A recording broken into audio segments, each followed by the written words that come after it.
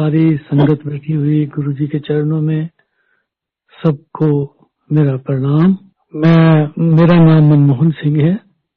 मैं मोस्टली बॉम्बे में रहता हूँ। मैं फिल्म से मेरा ताल्लुक है। मैंने कुछ 50-60 फिल्में फोटोग्राफ की हैं बॉम्बे में। यश चोपड़ा जी की जितने भी फिल्म है 20 साल में, दिलवाले, चांदनी, लम्हे, गुलजार साहब और बहुत सी फिल्में मैंने फोटोग्राफ की हैं। तो ये मेरा छोटा सा इंट्रोडक्शन है। मुझे कोई 2000 के आसपास मेरे एक दोस्त हैं मिस्टर जी.एस. चीमा, चंडीगढ़ में। तो उन्होंने एक बार मुझे बोला कि हमारे गुरु जी हैं दिल्ली में, तो आप हमारे साथ चलिए। तो मैं नॉर्मली कभी कहीं गया नहीं, ज्यादातर मैं नहीं मानता हूँ कि ऐसे होता है, सुनते बहुत थे। लेकिन वो मेरा इतना अजीज दोस्त है कि उसने कहा चलो, तो मैंने कहा ठीक है चलते हैं। तो हम उसके साथ बैठ के, सत्संग होता था दिल्ली में, एक छोटा सा बंगलो था ऊजा जी का, वहां गुरु जी हुआ करते थे और बड़ी संगत बहुत कम होती थी। कई बार 25-30 आदमी थे, कई बार 100 आदमी, 50 आदमी, ऐसे। शुरुआत जब मैं 2000 के आसपास की कर रहा हूं तो ऐसे होता था। तो वो मुझे ले गए चीमा जी, मैं, मेरी वाइफ थे और उनकी भी वाइफ तो साथ में थी। तो हम गए और जाके वो हॉल में एंटर किए।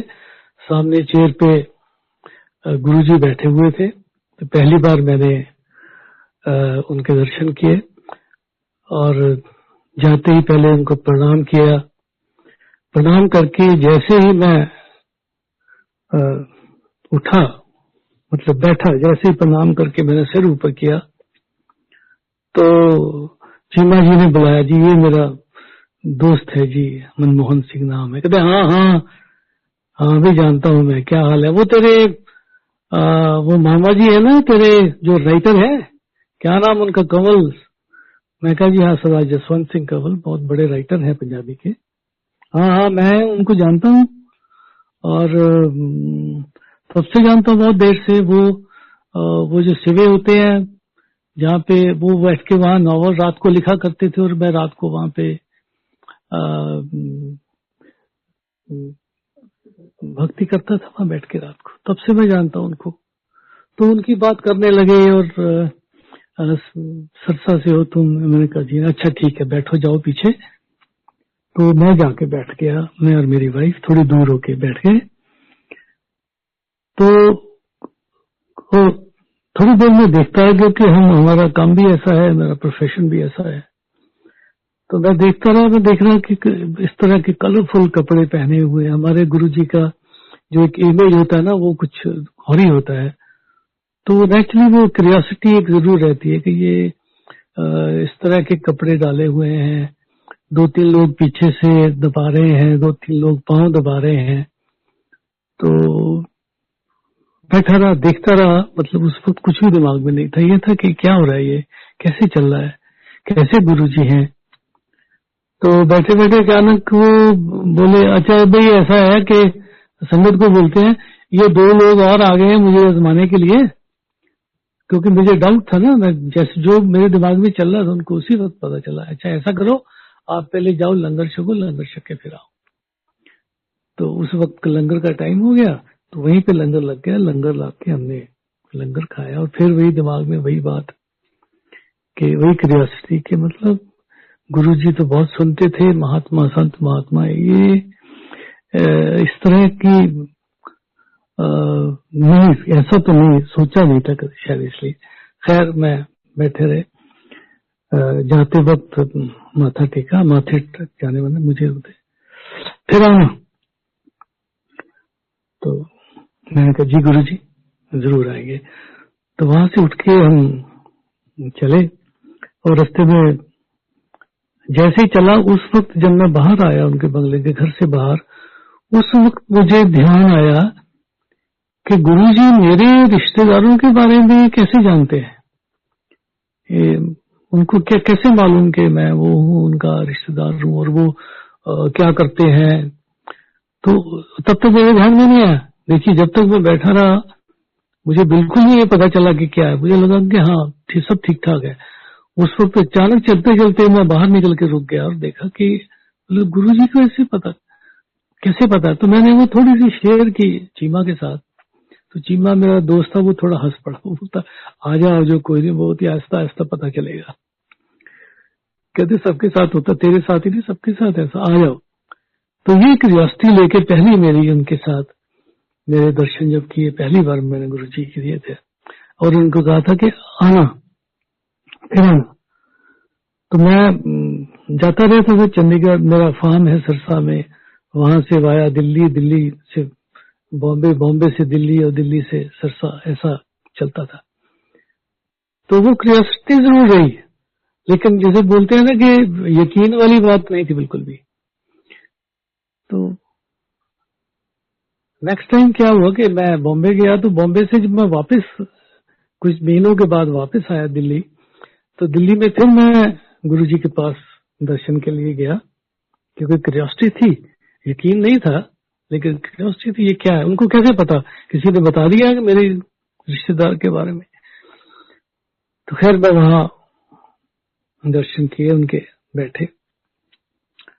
और उन दिनों में क्योंकि मैं बहुत सी फिल्में कर चुका था, 2001 की बात होगी ये, और मेरे उस वक्त कहीं ना कहीं ये माइंड में चल रहा था कि मैंने हिंदी फिल्में तो बहुत कर ली, मैंने डायरेक्ट भी की, फोटोग्राफ भी की, तो पंजाबी फिल्म्स बनाने का मेरे मन में था कि मुझे पंजाबी फिल्म, मेरा दिल कर रहा है, लेकिन हौसला नहीं पड़ रहा था, क्योंकि एक नई टेरिटरी, बॉम्बे छोड़ के, अपनी बॉलीवुड छोड़ के एक नई जगह पे आके काम करना, जो कि बिल्कुल ही उस वक्त जो हालात थे कि पंजाबी सिनेमा ऑलमोस्ट डेड था, कोई कोई मार्केटिंग नहीं, कोई फिल्म्स नहीं।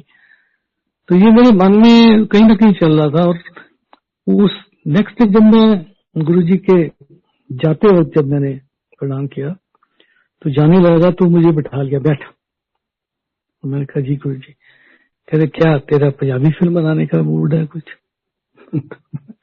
मैं हंस पड़ा, मैंने कहा हाँ गुरुजी, सोच तो रहा हूँ। कहते सोचना क्या है, फिल्में बनाओ, सोचो नहीं, जाओ और फिल्में बनाओ। तो वो सडनली उन्होंने ऐसे ही मेरी जो अंदर मेरे जो रीडिंग चल रही थी, मेरे माइंड में चल रहा था, उसको उन्होंने सेकेंड टाइम, मतलब मुझे लगा कि मतलब ये तो जानी जाना है, जो मेरे मन में चल रहा है, जो मेरे हालात है, इन सब इनको मालूम है। दैट मीन्स यहाँ जितनी भी संगत बैठी है, इनको उन सबके बारे में मालूम है कि उस देर तक सत्संग सुनने भी लगे थे, और सब यही कह रहे थे।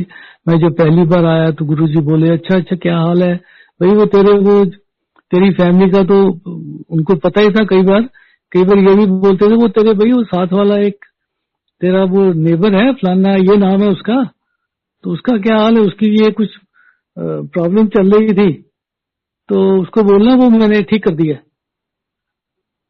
मतलब इस तरह की बात समझ से बाहर थी, बिल्कुल समझ से बाहर थी, ऐसा कैसे हो सकता है। लेकिन उन्होंने सेकंड टाइम मेरा डाउट तोड़ा, और मैंने जो मेरे मन में था कि मैं फिल्म बनाने का, मैंने पहली फिल्म 2002 में बनाई, जिसका नाम था जी आयनो, पंजाबी फिल्म थी। वो हौसला मुझे उन्होंने दिया कि मैं बॉलीवुड छोड़ के पंजाबी फिल्म्स बनाने लगा। और जब एक फिल्म बनी, वो इतनी बड़ी सक्सेस थी, इतनी बड़ी सक्सेस थी कि मैं आपको बता नहीं सकता। उसके बाद जब फिल्म बनाने के बाद मैं गुरुजी के पास आया, फिल्म चल पड़ी, अच्छा था। तो फिर वही डाउट था मेरे कि जी एक तो मैंने बना ली, अब मैं वापस बॉलीवुड चला जाऊं।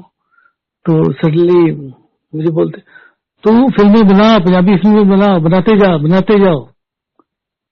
तो वो एक दूसरा हिम्मत जो उन्होंने दी, और तब तक कहीं ना कहीं मेरे मन में वो यकीन आने लगा था। जिसे बोलते हैं ना, जाते हैं लेकिन कहीं ना कहीं डाउट रहता है पूरा समर्पण करने के लिए। क्योंकि गुरुजी अक्सर कहा करते थे कहते किसी इंसान के बस में नहीं है कि वो किसी गुरु पे पूरा भरोसा कर ले। भगवान भी सामने आ जाएगा तो वो मान लेगा, जब तक उनकी बात मान लेगा उनको मानता रहेगा, लेकिन पूरी तरह सरेंडर करना किसी इंसान के हाथ में नहीं है। ये गुरु का काम होता है कि वो कैसे आपको यकीन दिलाता है कि जो है सब मैं हूं, मुझ पे छोड़ो, मैं हर चीज तुम्हारी देखूंगा। तो मेरे साथ क्योंकि उस वक्त इतना टाइम बीत चुका था और सत्संग भी मैंने काफी सुन चुका था, तो उसके बाद मैं जब नीचे मैं अपनी हरियाणा सरसा मेरा फार्म है वहां पे आया तो वहां कुछ अजीब सी चीजें मैं अभी मतलब मेरे जो फार्म है घर पे सडनली मुझे छोटे छोटे 2-3 इंच के छोटे छोटे बिल्कुल काले रंग के सांप जो है वो नजर आने लगे। मैं ड्राइंग रूम में बैठा, सडनली मेरे पाँव में बैठा है। फिर मैं इधर उधर देखता हूँ तो मुझे लगता नहीं है। कहीं जब मैं जा रहा हूँ तो मुझे पता चला रास्ता सामने से आ रहा है, उधर से मैं देखता हूँ यहाँ तक कि कोई तकरीबन 2 सांप तो थे जो मैंने मारे, जिंदा सांप थे। बाथरूम में गया तो वहां सांप घूम रहा है, वहां मैंने मारा। और मुझे उस वक्त ये लगा कि शायद कोई सपने है, कोई सांप है जो उसने बच्चे दे दिए हैं सपने में, और वो बच्चे जो हैं मेरे घर में आसपास घूम रहे हैं। तो लेकिन मैंने किसी को बताया नहीं ये बात, मेरी वाइफ को भी नहीं बताई कि ऐसे लोग डर करेंगे यहाँ तो सांप है। तो कुछ देर रहने के बाद मैं बॉम्बे गया। बॉम्बे में मेरा 5वें फ्लोर पे घर है। तो जिस दिन मैं गया तो वहां जाके मैं जैसे मैं अपने बाथरूम में गया तो सामने बाथरूम के वॉशरूम में वही सांप उसी रंग का एक मुझे फिर नजर आया। और उसको देखते ही सडनली मेरे दिमाग में ओह माय गॉड, ये तो गुरु जी का काम है।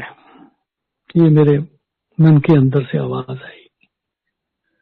और उस दिन के बाद मुझे कभी सांप नजर नहीं आए। तो खैर मेरे मन में तो रहा, तो यकीन ये हो गया कि ये एक ऐसी पावर है, एक ऐसी जिसको बयान नहीं किया जा सकता है, हमारी समझ से बाहर है। तो क्यूरियोसिटी और बढ़ गई। तो वहां से जब मैं वापस आया बॉम्बे से कुछ महीनों के बाद, दिल्ली में गया, गुरुजी के सीधा दर्शन के लिए गया। तो माथा टेका, वहां बैठ गया सामने। तो थोड़ी देर बाद गुरुजी, एक मुझे अभी डिस्टिंक्टली याद है, कोई लेडी थी, उनको बोले गुरुजी अच्छा चलो भाई सत्संग करो। तो उसने उठ के सत्संग करना शुरू किया। और वो सत्संग वही था जो मेरे साथ एक्चुअली हुआ। जैसे मुझे सांप नजर आते थे, उनको भी ऐसे ही सांप नजर आते थे। तो बोलती मुझे तो हर जगह नजर आते थे। मैं चाय की पत्ती का डब्बा खोलती तो मुझे उसमें भी सांप नजर आता था।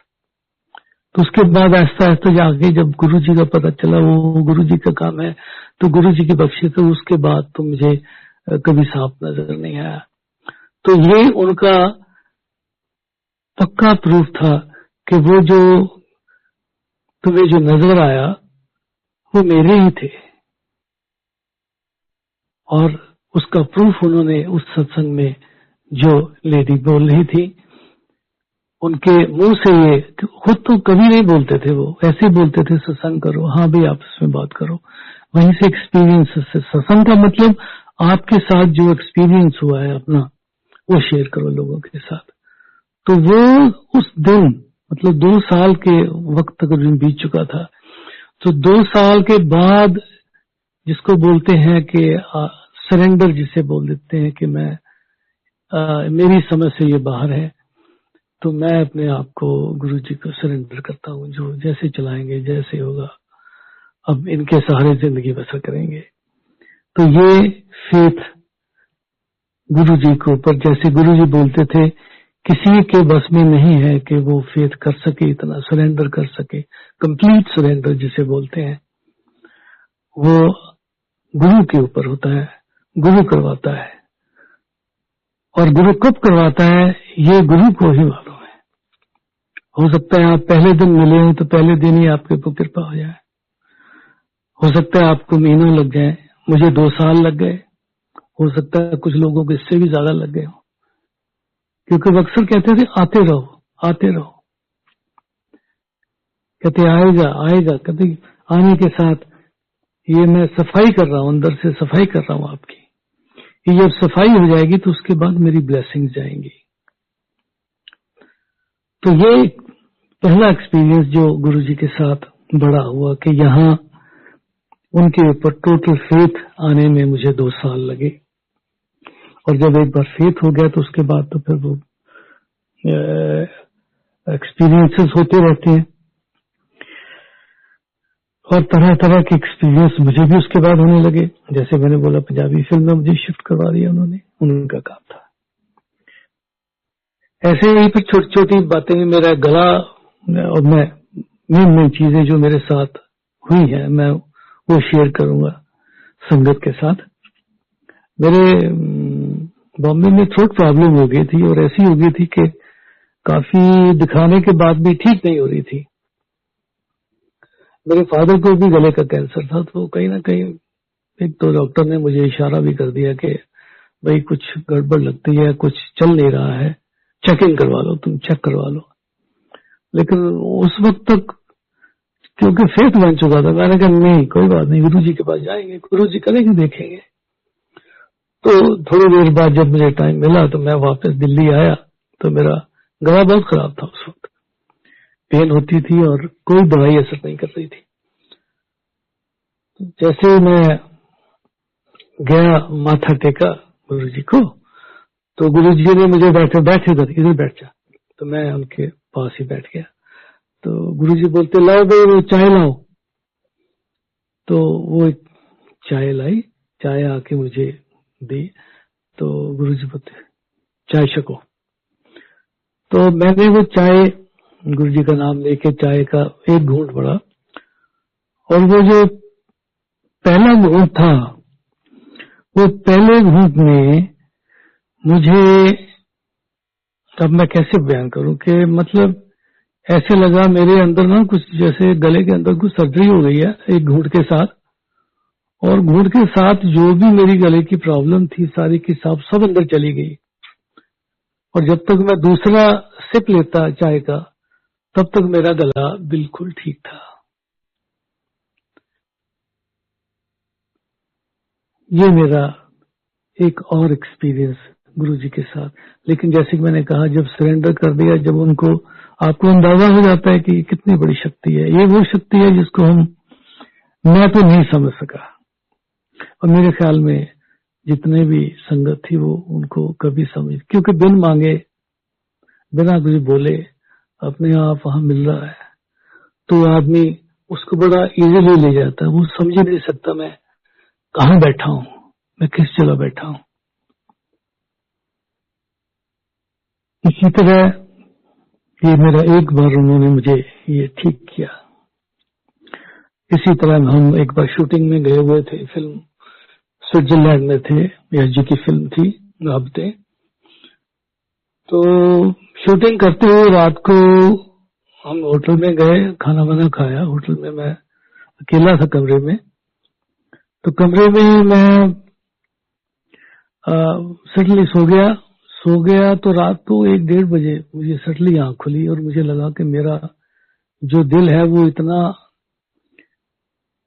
जोर से धड़क रहा है कि मैं ऑलमोस्ट बेड पे बैठा हुआ जैसे ना जंप कर रहा हूं, इतना जोर से मेरा। और मुझे थोड़ी देर तो समझ ही नहीं आया कि मेरे साथ क्या हो रहा है।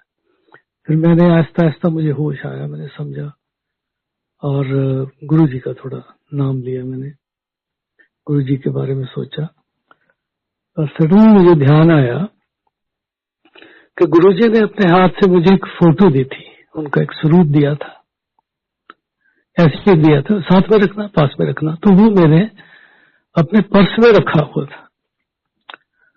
और लकीली उस दिन क्या हुआ कि जब हम शूटिंग से वापस आए तो मैं बहुत थका हुआ था, तो जो पैंट है वो मेरी टांगी भी नहीं थी, वो मेरे साथ बैठ के कुर्सी पे रखी थी वही रही गई बाई चांस। तो मुझे पता नहीं कितना टाइम लगा होगा कि क्योंकि मैं हिल नहीं सकता था, कैसे ऐसा ऐसा हाथ उठा के मैंने वो पैंट को वहां से अपना लेके आया। फिर वहां से मैंने ऐसा ऐसा पर्स निकाला, पर्स में से ऐसा ऐसा मैंने वो फोटो गुरु जी का स्वरूप निकाला। और स्वरूप निकाल के, क्योंकि ये मैं तब तक सुन चुका था कि गुरु जी जैसे सत्संग होते थे तो बोलते जी गुरु जी ने स्वरूप दिया था, मेरा ये किया तो मेरा ये ठीक हो गया, मुझे तो बहुत पेन हो रही थी, ऐसा किया, मैंने वहां रखा तो वो ठीक हो गया। तो वो सत्संग से याद आके मुझे वो स्वरूप याद आया, उसको मैंने बड़ी कोशिश से आहिस्ता से निकाल के और मेरे अंदर दिल पे मैंने वो स्वरूप रखा। और जैसे मैंने पहले कहा कि वो एक घूंट में मेरा गला ठीक हो गया था, बस वो जैसे स्वरूप वहां रखा तो मेरा वो धड़कना बंद हो गई।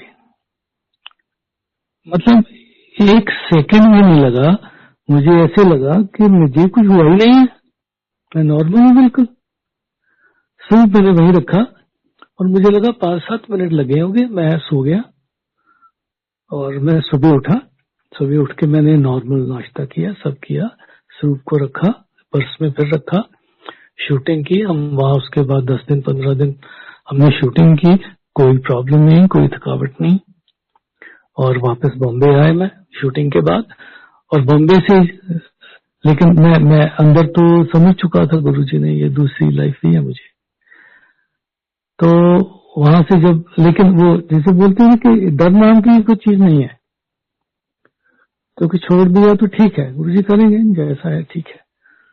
तो वहां से जब मैं दिल्ली फिर गुरुजी के दर्शन के लिए गया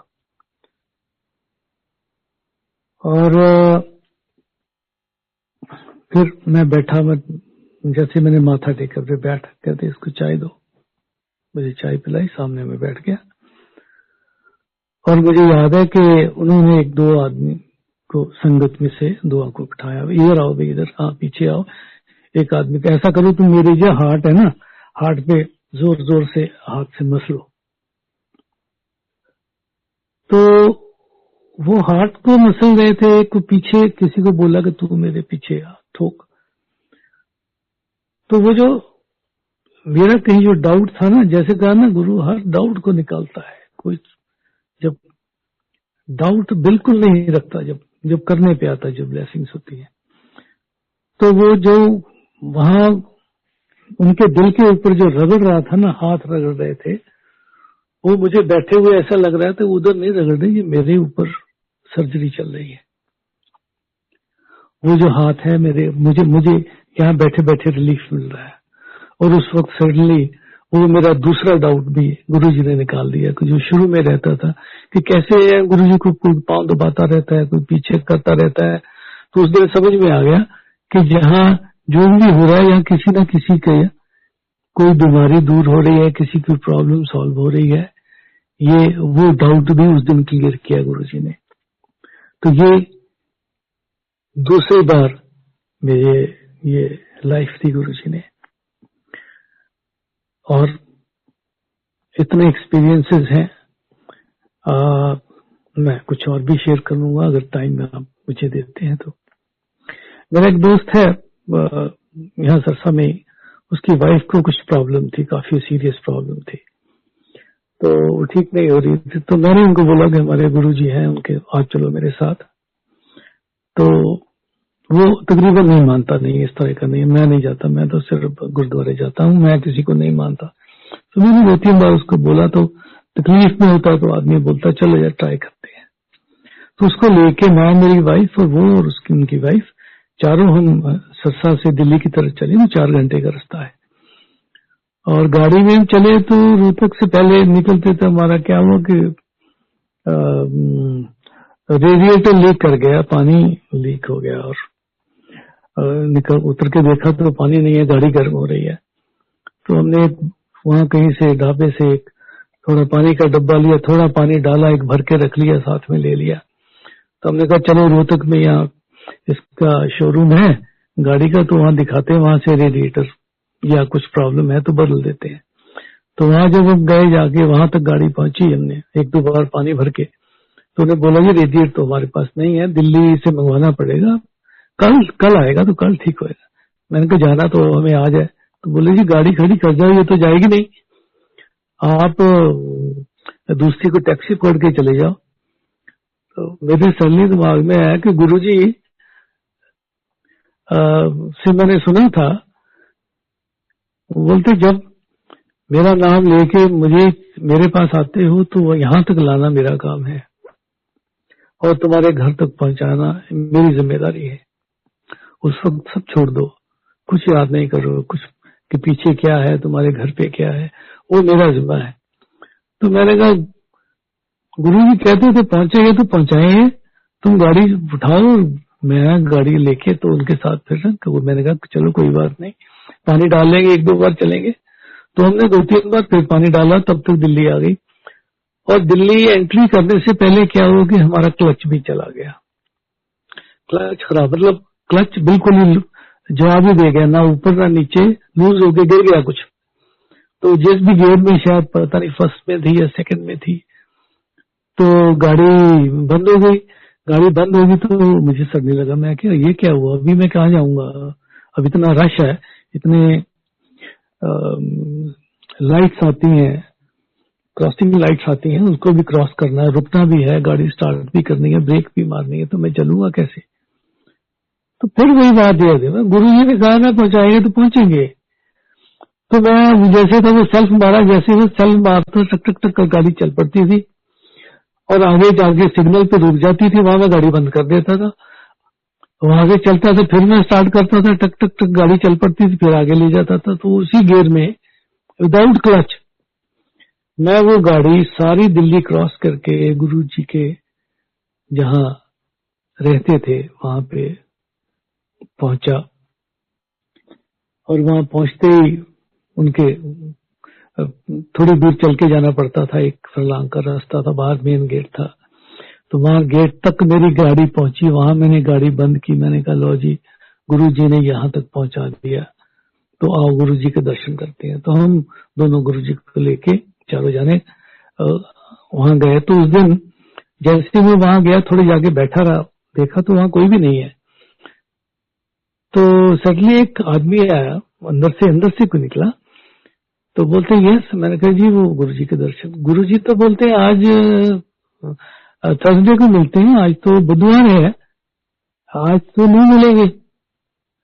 और सडनली मुझे ध्यान है कि यार मुझे गलती हो गई, मुझे मालूम है कि थर्सडे को गुरुजी क्या करते आया करो, तो मैं जल्दी आ गया। मैंने कहा चलो अब आ गए हैं तो हम यहाँ उनके थड़े के सामने एक बैठने की जगह थी, मैं कहा चलो थोड़ी देर यहाँ बैठ जाते हैं। तो हम वहां थोड़ी देर बैठ गए जाके। जैसे ही 5-7 मिनट बैठे होंगे तो अंदर से फिर एक वही आदमी आया। तो बोलता वो गुरुजी बोले सरसे वाले बाहर बैठे, उनको बुला लो। तो मैं जैसे बोलते हैं ना, तब तक तो समझ आ चुकी थी कि मैं ये क्या हो रहा है, लेकिन जो मेरे साथ थे उनको थोड़ी हैरानी हो रही थी। तो मैं खैर हम अंदर गए, अंदर कुछ नहीं 8-10 लोग बैठे होंगे, गुरुजी नीचे बैठे थे। आओ आओ भाई सरसे वाले, बैठो बैठो आ जाओ। तो हम नीचे बैठे, माथा टेका बैठ के। तो थोड़ी देर 5 मिनट ही बैठे थे। तो बोलते अच्छा ऐसा है कि यहाँ नहीं जाएंगे, हम आगे एक पीछे फार्म हाउस है बड़ा, आज लंगर वहां पे है, तो चलो वहां चलते हैं। तो उठ के वहां चल दिए। तो जैसे ही वहां से बंगलों से बाहर निकले तो वो गुरुजी जब चलते थे तो काफी स्पीड होती थी, उनके साथ चलना थोड़ा मुश्किल होता था, तो संगत भाग के उनके साथ मिलती थी। तो हम भी पीछे पीछे में जा रहा था, तो मुझे भी लगा था कि बहुत फास्ट जा रहे हैं, मैं कहीं आगे नहीं निकल जाएंगे, क्योंकि मेरी गाड़ी बाहर खड़ी है। और सबसे बड़ी बात, गुरुजी जब भी बाहर निकलते तो गाड़ी बाहर खड़ी होती थी उनकी, एक कंटेसा, उसमें बैठ के चलते थे। लेकिन वो कंटेसा वाली गाड़ी जब बाहर निकले बंगलों से, तो वो बोलते ऐसे है कि तुम गाड़ी लेके गेट तक आओ, और वो पैदल गेट की तरफ चल रही है और हम पीछे पीछे भाग रहे हैं। और सडनली वो एक दूसरा मुझे उन्होंने एक बड़ी अजीब एक एक्सपीरियंस उस छोटे से दौरान में दिया। तो सडनली, क्योंकि मैं भाग रहा था पीछे, मुझे टाइम लग रहा था उनके साथ पकड़ने के लिए, तो मुझे सडनली लगा कि मैं जमीन पे नहीं चल रहा हूँ, पीछे से कुछ जैसे हवा होती है, हवा का गोला है, वो मेरा पीछे है, उसने मुझे उठा लिया है और उठा के मुझे गुरुजी के पास आगे लेके जा रहा है, और मैं नीचे, मेरे पाँव नहीं लग रहे हैं और मैं जा रहा हूँ उनके साथ। ये छोटा सा एक्सपीरियंस उन्होंने मुझे वहां तक दिया। उसके बाद जैसे ही वो गेट पे पहुंचे, हम वो गेट पे पहुंचते ही तब मुझे तो ये लगा था भाई मेरी तो गाड़ी खराब है, ये तो गेट में अटकी हुई है, मैं तो पहुंची। गुरुजी बोलते हैं फार्म हाउस में मेरे पीछे आ जाओ, तो गाड़ी में बैठ गए, गाड़ी में, अपनी गाड़ी में बैठ के कंटैसा में मुझे बोलते आ जाओ भैया, आ जाओ, पीछे आ जाओ। तो मुझे तो लगा गुरुजी की इतने तेज चलती है तो निकल जाएंगे, मैं कैसे पकड़ूंगा। खैर मैं गाड़ी में बैठा, थोड़ा पीछे किया, और जैसे ही मैंने वो सेल्फ लगाया, वो गाड़ी फिर टक टक टक करके स्टार्ट हो गई, और मैं आहिस्ता से उसी गियर में आहिस्ता आहिस्ता पीछे आया। तो पता चला कि जैसे ही मैं मोड़ के सड़क पे आता हूँ तो गुरुजी की गाड़ी आगे खड़ी है, वो वेट कर रही है मेरी, वो निकली नहीं है, वो वेट कर रही है, और उसी स्पीड से आहिस्ता आहिस्ता चल रही है, जितनी स्पीड मेरी थी उसी स्पीड से वो आगे चलती आ रही है। तो मुझे उसी, वो साथ में लेके गए, उनको मालूम था कि इनकी प्रॉब्लम है, इनकी गाड़ी खराब है, इससे चलेगी।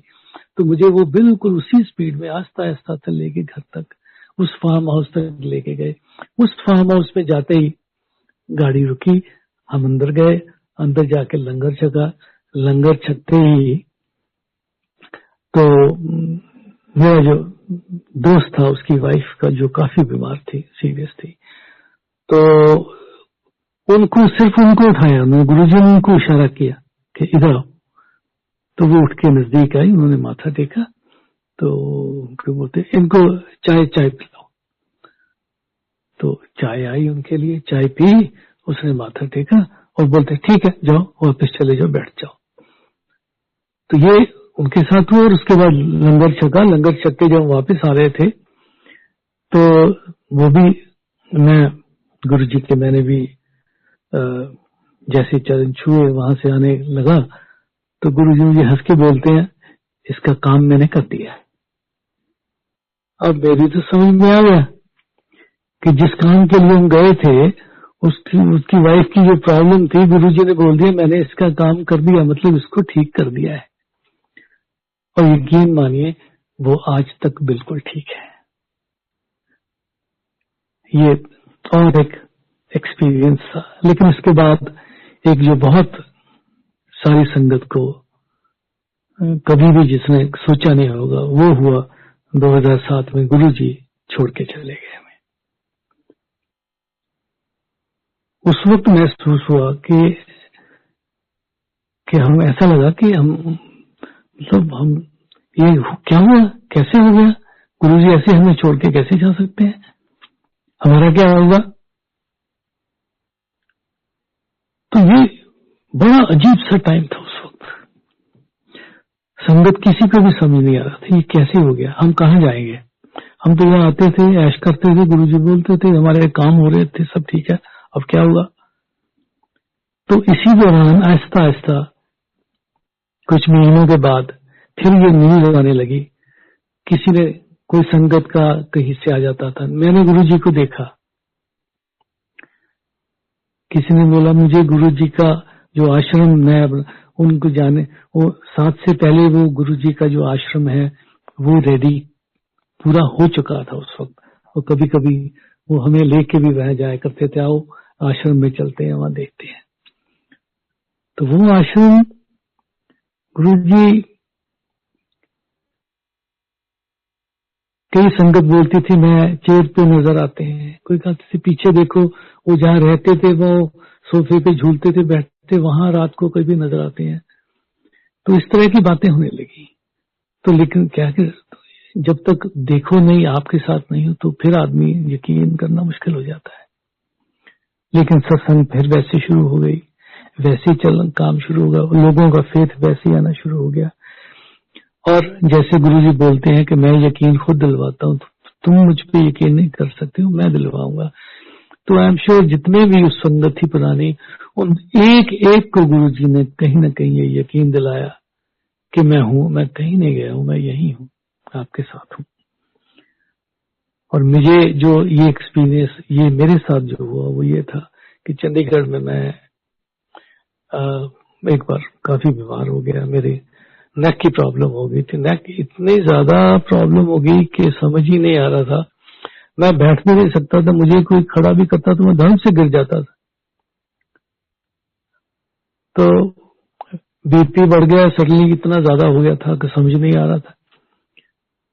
तो एक दिन हॉस्पिटल में भी रहा, लेकिन बीपी उन्होंने मुझे काफी दवाइयां दी, ठीक नहीं हुआ। मैं चंडीगढ़ घर आ गया वापस आके मैं थोड़ा याद किया गुरुजी को, और मैं थोड़ा सा ऐसा लगा मैं बेटर फील करता हूँ। और सडनली मुझे लगा कि मुझे चंडीगढ़ नहीं, मुझे घर जाना चाहिए। मैं सरसा फार्म, मैं गुरुजी को मुझे बैठने के लिए इतना कर दो कि मैं गर्दन में डाल डूल के जैसे बैठा हुआ, मुझे सर से एक बार जाना है।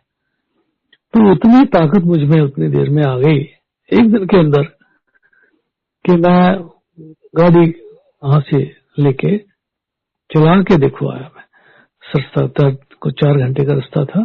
वहां पे मैं घर तक पहुंचा, घर आया, घर आके मुझे याद है दोपहर का टाइम था, 2-2:30 बजे के आगे बैठा। मैं थोड़ा शायद आधे घंटे के लिए सोया हूँगा, आधे घंटे के लिए सोया। और जैसे मैं सोया हूँ तो मुझे रात सपने में गुरुजी नजर आते हैं। ऐसा कि मैं बैठा हूँ, मैं खड़ा हूँ, और वही जो घर है जो जहाँ गुरुजी रहते थे, मैं वही खड़ा हूँ। और गुरुजी अपने वो कमरे से निकल के, हॉल में से निकल के आ रहे हैं और मेरे सामने पास चले आ रहे हैं। और उन्होंने हाथ उठा के ऐसे करके सीधे आते हैं और मेरे माथे के ऊपर अपनी उंगली रखते हैं। और जैसे ही उंगली रखते हैं तो मुझे सडनली, मुझे नींद से मैं एकदम उठता हूँ और मेरे मुंह से निकला गुरुजी यहाँ। मतलब इतना लगा कि गुरुजी सामने खड़े हैं। और इतने झटके के साथ मैं उठा और मैं इधर अपनी गर्दन देख रहा हूँ, किधर देख रहा हूँ, ये मैंने कहा मेरे तो इतनी प्रॉब्लम थी। गुरुजी आए और गुरुजी ने मुझे माथे पे टच किया, एक उंगली टच की, और मैं जैसे ही उठा हूँ तो मैं ठीक हूँ। और उस दिन से लेके आज तक मैं बिल्कुल ठीक हूँ। बीमारी से भी दूर किया और ये भी एहसास दिलाया कि मैं हूँ, मैं यही हूँ, मैं कहीं गया नहीं हूँ। तो ये सारी संगत जो आहिस्ता आहिस्ता आहिस्ता सबको फेथ लेके आए। और मुझे याद है जब हम बहुत संगत छोटी होती थी तो हमें बोला करते थे, आया करो, आया करो, आज तो मेरे पास बैठे हो, कल को वो दूर से मेरी फोटो देखा करोगे टीवी पे, मेरे पास आना मुश्किल हो जाएगा तुम्हारा, आया करो। तो उस वक्त तो क्योंकि इतने जब बिन मांगे सब कुछ मिल रहा है तो आदमी समझ ही नहीं आता, यार गुरु जी दिए जा रहे हैं, ऐश करो, हमें क्या लेना देना किसी चीज से। तो आज समझ में आता है कि वही जगह पे हमें पहुंचने के लिए 1 घंटा लग जाता है। गुरु जी के दर्शन, अंदर बैठने का भी टाइम नहीं मिलता है। गुरु जी के आश्रम में लाइनें लगी होती है, वहां आओ बैठो जाओ, आओ बैठो जाओ। तो वो गुरु जी की बात याद आती, आया करो, आया करो, आज तो पास बैठे हो, बाद में दूर से देखा करोगे। तो ये गुरु जी के एक्सपीरियंसेस हैं। आप ये मेरे साथ और भी बहुत कुछ है, अगर आप इजाजत देंगे तो 2-4 मिनट और बोलूं। जैसे मेरे साथ हुआ इसी दौरान बहुत से और लोग जो गुरु जी के पास आया करते थे, जिनको गुरु जी ने ठीक किया हमारे सामने, वो कुछ ऐसे एक्सपीरियंसेस हैं जो मैं शेयर करना चाहूंगा संगत के साथ।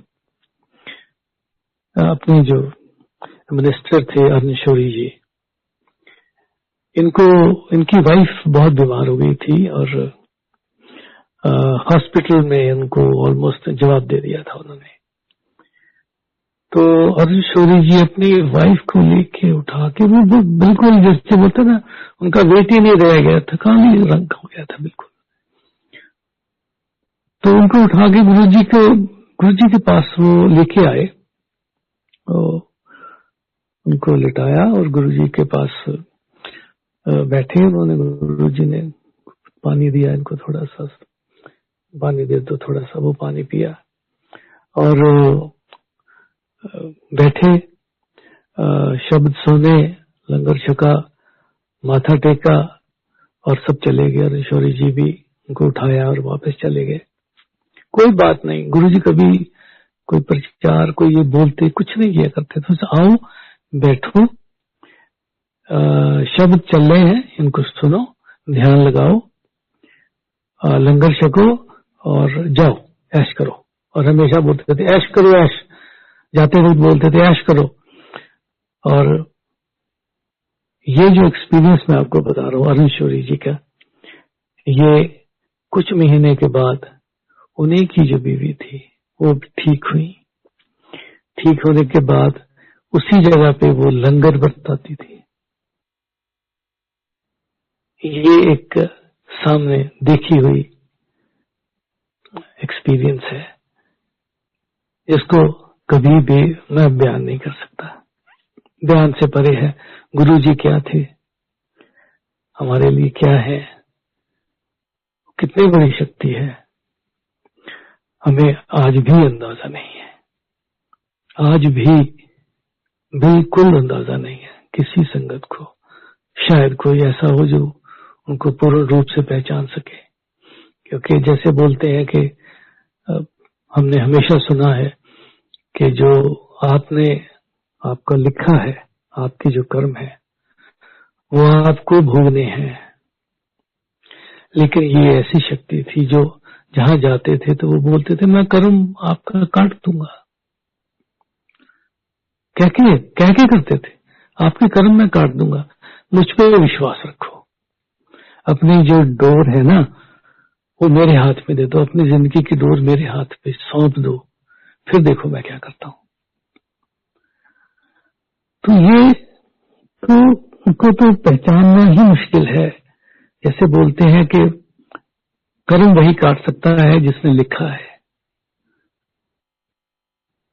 तो बोलते थे मैंने लिखा है तो मैं काट भी सकता हूँ। तो हंस के तीनों बोल जाते थे, ऐसी बात करते थे बच्चों की तरह। कई बैठे बैठे कुछ भी क्या तो क्या हुआ, जिसने लिखा है वो काट भी तो सकता ना। मैं काटता हूँ ना, कर्म काटता हूँ, तेरी बीमारी काट दी, तेरा ये दुख काट दिया, तेरा घर की फैमिली की ये टेंशन दूर कर दी। करते थे, ये होता था। ये कैसी शक्ति है ये, ऐसा तो सुना नहीं लेकिन आंखों से देखा है। हम क्योंकि गुरुजी के बहुत दर्शन किए हैं, लेकिन यकीन मानिए उनके जाने के बाद जो संगत आ रही है, जो जुड़ रही है, ऐसा लगता है कि उनको जो गुरुजी उस वक्त कहीं शायद पूरा नहीं कर पाते थे, आज वो पूरी तरह कर पाते हैं। उनकी ताकत और बढ़ गई है, संगत बढ़ती जा रही है। हर दुनिया के हर कोने में ऐसे संग हो रहे हैं। ये कैसे हो सकता है, ये कैसी शक्ति है, समझ से पार है। जैसे बोलते हैं, हमारी गुरबानी में लिखा है कि जेवड़ आप तेवड़ तेरी दात। मतलब जब तू देता है तो तू अपना पूरा ही दे देता है। परमात्मा की बात करते हैं तो ये तो परमात्मा ही हुआ, और क्या है। जो किसी के कर्म लिख भी लेता है, किसी की उम्र बढ़ा भी देता था। उमर चंद्रशेखर जी हमारे जो प्राइम मिनिस्टर रहे हैं, देखिए आप देखने की बात है, वो आगे उनको गले का कैंसर था, डॉक्टर ने कहा था जी मुश्किल है। तो वो गुरुजी के पास आए, तो गुरुजी के मुझे याद है को आए, तो गुरुजी जब वो आए तो बहुत गुस्से में थे। वो आके बैठे, उन्होंने प्रणाम किया, प्रणाम आके बैठे, और गुरुजी ने एक मिनट भी मतलब गुस्से में थे। इस तरह का गुस्सा कम ही देखते थे। लेकिन जिसे बोलते हैं कि अगर गुरु की शरण में आ गया तो कुछ तो गुरु को करना ही पड़ेगा। तो गुरु जी ने आस्था से उनको बोला लंगर छको। तो लंगर छकने के बाद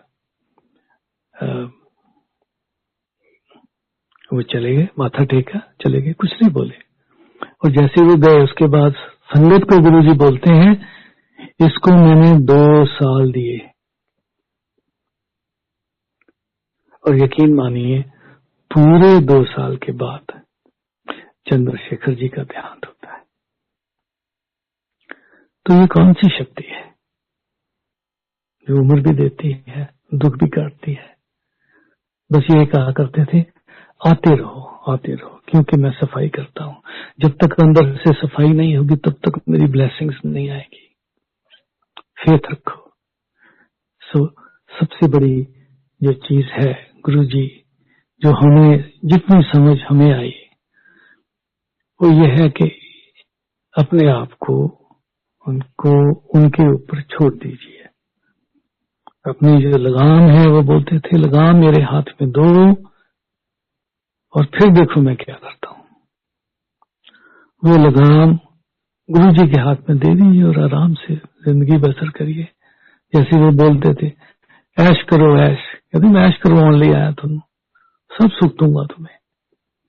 बाहर का सुख तो दूंगा, जाने के बाद का असल सुख तो वो आपको पता ही नहीं मैं क्यों यहाँ पे आया हूँ।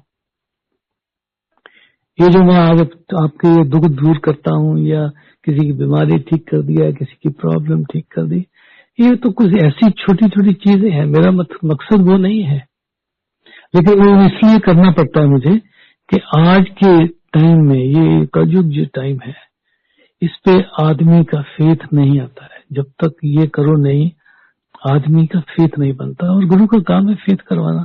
जैसे भी फेथ आता है वो करवाएंगे। तो मैं ऐसे करवा लेता हूँ। मैं जानी जानू, मुझे मालूम है आपके अंदर क्या है, आपकी क्या प्रॉब्लम है। अगर मैं वो समझ के वो ठीक कर रहा हूं और उससे आप मेरे पास आते हैं, तो मैं वो करूंगा। क्योंकि अभी उनको, ये तो उन्हीं को मालूम है किसको करना है, कैसे करना है। क्योंकि असल काम जो है वो तो इस दुनिया का नहीं। वो बोलते थे, असल काम तो मुझसे असली चीज मांगने वाला है ही नहीं कोई। बहुत है, शायद ही कोई आया हो जिसने मुझे असल मांगा हो। जब मैं दिल्ली में बैठा हूँ, सब अपने काम से आते हैं, मेरे ये कर दो, मेरे बेटे का ये कर दो, मेरी जॉब कर दो, मेरी बीमारी ठीक कर दो, हमारी ये प्रॉब्लम ठीक कर दो। क्योंकि ये तो छोटी छोटी चीजें हैं। असल मांगो ना। असल नहीं मांगता कोई भी। और यहाँ जब आते हो मेरे पास, तो मुझसे मांगो नहीं, कुछ भी नहीं मांगो। क्योंकि आपको नहीं मालूम मैं क्या देने वाला हूं आपको। आप जब मांग लोगे तो आपको उतना ही मिलेगा। मैं ज्यादा नहीं दे सकता। अगर नहीं मांगा, क्या पता मैं क्या कर दे दूं आपको। तो ये दूसरी विनती है संगत के साथ। आते हैं तो मत मांगिए। उनको मालूम है आप वहां बैठे हैं, गुरु जी की कुर्सी पे हाजिर नाजर बैठे हैं। वो सब देख रहे हैं। मांगिए मत। सब उनको मालूम है, सब ठीक करेंगे। तो ये गुरु जी के साथ मेरे कुछ एक्सपीरियंसेस हैं। आई एम श्योर जो संगत नई बन रही है, इस सत्संग का मतलब ही वही है। ये गुरु जी ने शुरू किया था कि जो नए लोग हैं उनको मालूम था आने वाले टाइम में कैसे जुड़ेंगे मेरे साथ। तो ये सत्संग के थ्रू ही, एक्सपीरियंसेस के थ्रू ही मिलेंगे और उनके साथ थोड़ा वो उनके करीब जाएंगे, उनको मानेंगे। और जब उनके करीब जाएंगे, उनके ऊपर छोड़ेंगे, उसके बाद मैं आपके सबका दुख दर्द दूर करूंगा। ये तो दुख दूर करूंगा, लेकिन असल काम तो मेरा यह है कि आपको यहां से जाने के बाद, जिंदगी के बाद, आपको असली जगह पे पहुंचाना है। मेरा मकसद वो है। और किसको पहुंचाना है वो मैं पहुंचाऊंगा। जिसको मुझे बुलाना है उसको मैं बुलाऊंगा।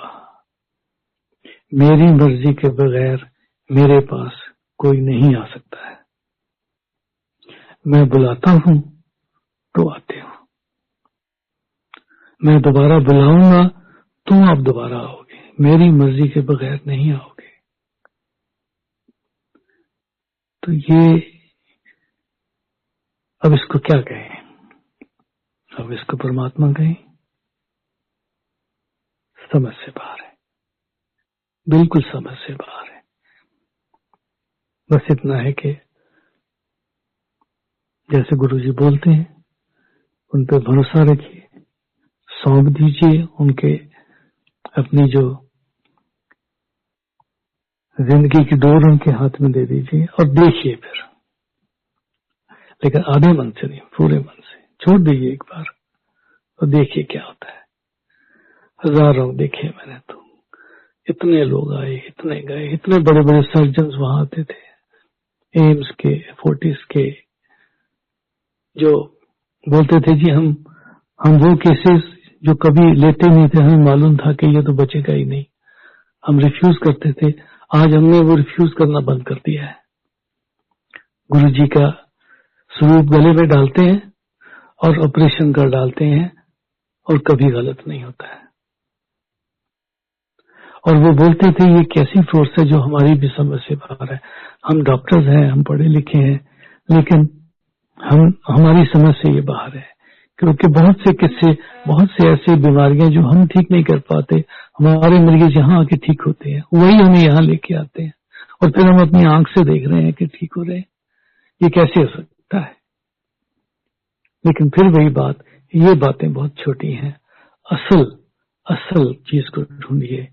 गुरुजी कहते थे असल चीज मांगो, छोटी मोटी चीज मत मांगो, एक ही चीज मांगो, मुझसे उसमें सब कुछ आ जाएगा, तुम्हें खुशियां भी मिलेंगी, तुम्हारी जिंदगी भी ठीक कर दूंगा, आज भी ठीक करूंगा और आने वाला कल भी ठीक करूंगा।